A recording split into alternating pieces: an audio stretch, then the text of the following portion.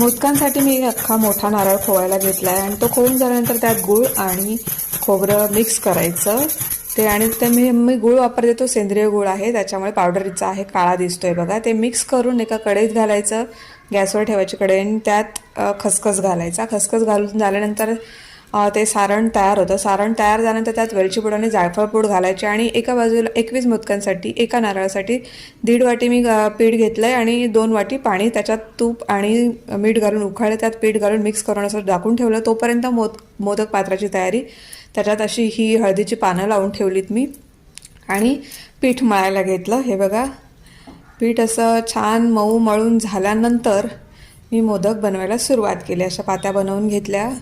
मी पोळपाटावर लाटवून पण करते, पण आता हा बघा असा मोदक तयार झालेला आहे. आणि असे मी मोदक एवढे फास्ट म्हणजे केले आहेत. हे आता फास्ट फॉरवर्ड केल्यामुळे फास्ट दिसत आहे. आणि नंतर मोदकाबरोबर बहीण आलीच, करंजी. तुम्ही तुमच्या भाषेत काय म्हणता हे मला जरूर कळवा. मी करंजी म्हणते, बाकी काय कोण नेवऱ्या, कानुल्या काही पण म्हणतात. असं म्हणजे काही म्हणतात. हे असं मला आजीने आणि आईने शिकवलं आहे. असं आजी बारीक हे करते. हे आता मोदक उकडून तयार झालेले आहेत आणि फायनली देवापुढे नैवेद्य. हे बघा, हे माझं देवघर आहे आणि हे असं आज मी देवाच्या नैवेद्यासाठी वरण, भात, बटाट्याची भाजी, मुगाची उसळ आणि मोदक बनवले होते. हे 21 मोदक खास गणपती बाप्पांसाठी आणि बाकीचं हे सगळं माझ्या इतर देवी देवतांसाठी.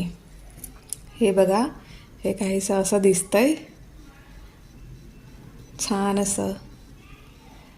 आणि संकष्टी म्हटल्यानंतर कांदा, लसूण हे असं काही घालत नाही स्वयंपाकात. हे फायनल बघा. तुम्हाला कसं वाटलं नक्की कळवा.